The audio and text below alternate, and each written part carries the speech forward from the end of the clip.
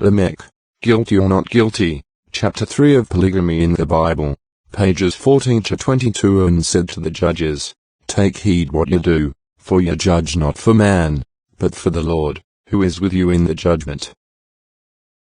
2 Chron 19.6. A questionable controversy exists in the life of the Bible's first recorded polygamist. His name is Lamech. To properly judge this man, and what he did, requires a little sleuthing. Through the history and deductions of biblical scholars, information can be obtained as to Lamech's character, which can help in our justly condemning or approving of his actions. The first uncertainty of Lamech's life is in his lineage. In chapter 5 of Genesis there is a line of genealogy from Adam and Seth down to the sons of righteous Noah, listing about a dozen of some of the most noble men that ever lived. Included in this record is Lamech, the father of Noah. He lived to be 777 years old and witnessed many important events of that time. Lamech is also mentioned in Genesis chapter 4, as being a descendant of Cain. Among his accomplishments were mentioned the killing of a young man and the taking of 2 wives. Some scholars suggest that the Lamechs of Genesis 4 and 5 were identical, as is mentioned in the following references. 15. According to some critics, the Cainite Lamech of Genesis 4 and the Sethite Lamech of Genesis 5 were originally identical, with the 2 genealogies coming from one common legend or source. The J document, ch. 4, preserved one variant list, and the P document, ch. 5, preserved another. Zondervan's Encyclopedia of the Bible, Volume 3, 862. It is interesting to compare this passage with the Cainite genealogy in 4. Here we have 9 generations, there 6. Omitting the first 3 names in ch. 5 we find that of the remaining 2, Enoch and Lamech, are identical with names in ch. 4, while there are close similarities in the rest. It is difficult to escape the suggestion that we have 2 descensions of one and the same genealogy, diverging at an early period, and current in different circles, yet both springing from the same source. Abundant Bible Commentary, p. 225. Therefore, according to this information, these 2 Lamechs should be considered as the same person. However, it seems more probable, after closely studying these 2 chapters of Genesis, that there were 2 different and distinct individuals named Lamech, coming through 2 different lineages. Both probably lived polygamy, but the written account in Genesis 4:19 of the taking of 2 wives pertains to the Cainite Lamech. So let's look further into his life and experiences. There are only 7 verses in the Bible from which we can draw the life story of this Lamech. As 16 previously mentioned, he was the first recorded polygamist, but there probably were others before him even though there is no record of them. There were thousands of monogamists, too, but there is almost no mention of them specifically. From the creation of man to the time of the flood a span of 1600 years we could probably not list many over a dozen who were recorded monogamists. It is because of such gaps in biblical history that it is difficult to draw many absolute convictions. To judge a man like Lamech, we must look into all the facts, incidents and pieces of evidence, just as a master criminal lawyer must do. As in many court cases today, the final verdict often comes as a surprise. The case against Lamech may be a similar case. For centuries men have labeled Lamech with the twin crimes of murder and adultery, but we shall present his case with a court of last resort in his defense. There may be more to this man's lifestyle than meets the eye, especially to those who have been so quick to judge him because of his polygamy. Lamech made this comment to his two wives: I have slain a man to my wounding, and a young man to my hurt. Genesis 4:23. Many people who read this immediately assume that he was a murderer and an adulterer and align the two together as the twin crimes of Lamech. But to assume that Lamech is guilty of murder, and therefore his polygamy was necessarily evil, too, is poor reasoning. If we would take this attitude, we could say that Adam, who supposedly was a monogamist, committed a sin that brought death to all mankind. Therefore, monogamy is evil. Or, Cain, who was a monogamist and killed his brother, shows that monogamy is also evil.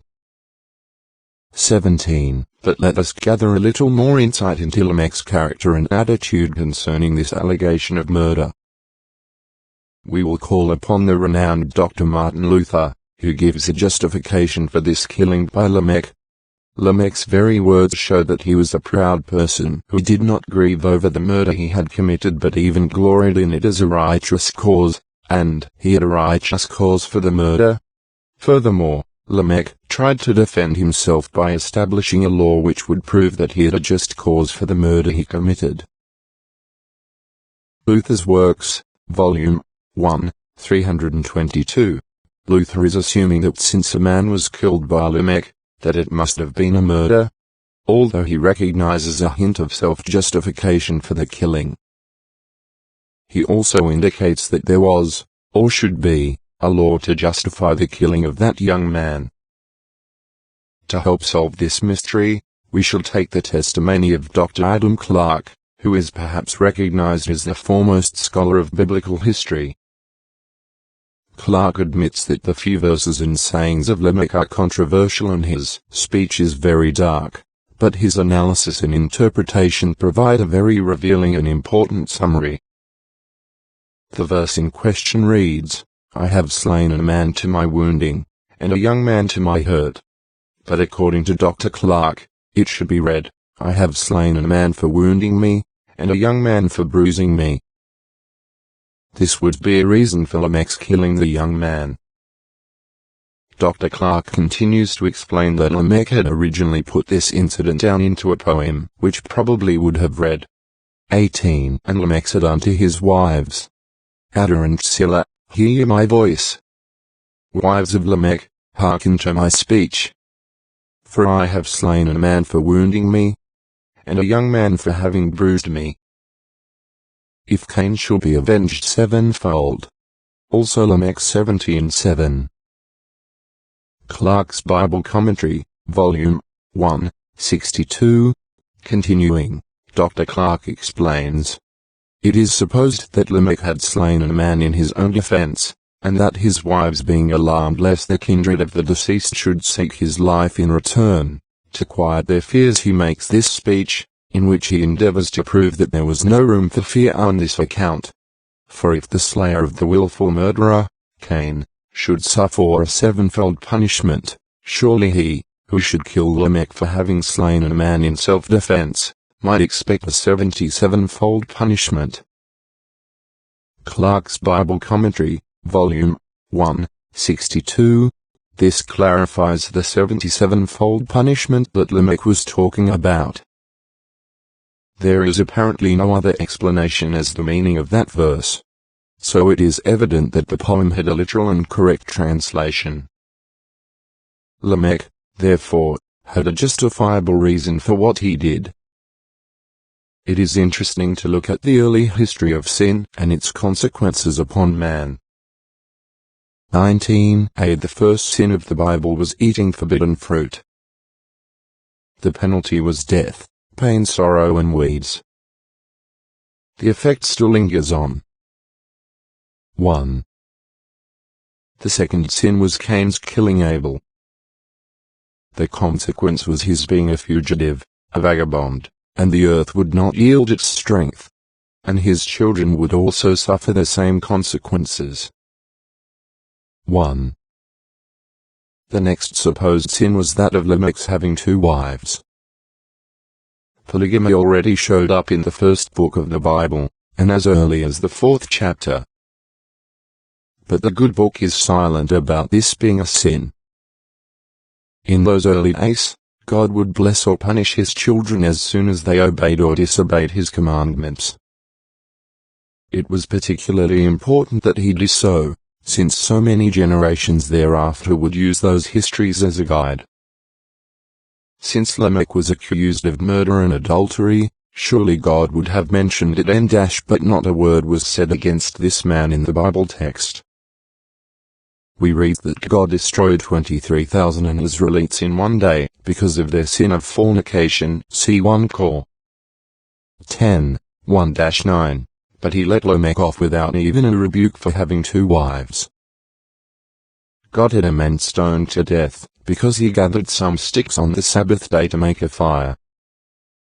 See Num. 1532-37. If God was so severe in such a minor crime, would he not have done something about a man who was guilty of polygamy or adultery? He could have at least mentioned it. Since Cain, who was guilty of murder, had a curse put upon his posterity as well as himself, then, 20, let's see if the same curse for the same broken commandment followed Lamech, especially if he were guilty of both murder and adultery. We will call on Reverend Summers to testify in Lamech's behalf, from his understanding of the King James translation. God did not even hint to Lamech that he had done anything wrong, but blessed him and his sons, and they became the most eminent men of that period. Lamech became the first poet the world ever produced, and to him was awarded the immortal honor of composing the first poetry which was recorded upon the sacred pages of God's Word. For in the Hebrew from which our Bible was translated, Lamech's language was in poetry.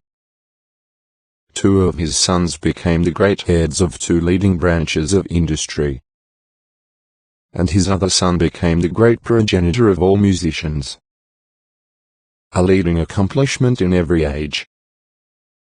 Indeed, a careful examination of the scriptures shows that Lamech's sons attained more prominence than the sons of any other man had done, for several generations. More prominence, too, than any did attain, for a number of generations afterwards. In fact, Lamech and his sons acquired more eminence in music, in poetry, in mechanics, and in pastoral pursuits, than any man and his sons did, during the first 1500 years of the world's history. We learn from these facts, that in the very beginning, God blessed polygamy, and the offspring of a man who had 2 wives.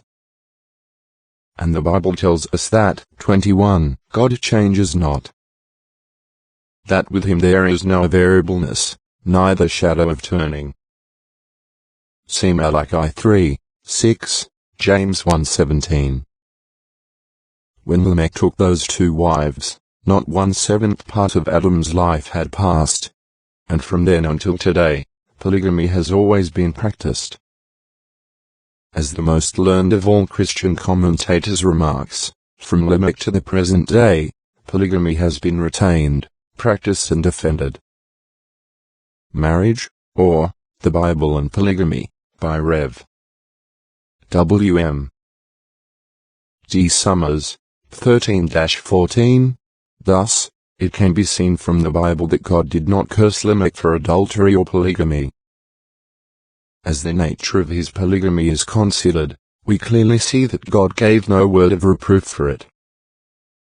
If Lamech's polygamy was an honorable type of marriage, then we can understand why he was not condemned by God for it, just as Moses and many others were not condemned for living polygamy. More light is shed on this account of Lamech from another ancient record, more recently discovered. In Genesis 5:35 of the inspired version of the Bible, it states that Lamech became Master Mahan, master of a secret society to which Cain belonged. Lamech is accredited with killing the man for exposing the secrets of that satanic organization. Whether the man had made an oath to suffer the penalty of death if he should reveal those secrets, we do not know. We are not sure if Lamech killed this man in self-defense, or if he was an appointed executioner, 22, for a justifiable crime, or if he just took matters into his own hands and killed him because of what he considered the wrongful breaking of an oath.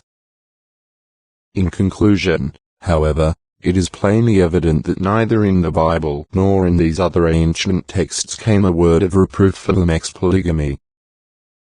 Therefore, from biblical facts, we must rest our case in defense of Lamech's practice of plural marriage and conclude that it was not condemned by God. 23. Chapter 4. Abraham and King Abimelech.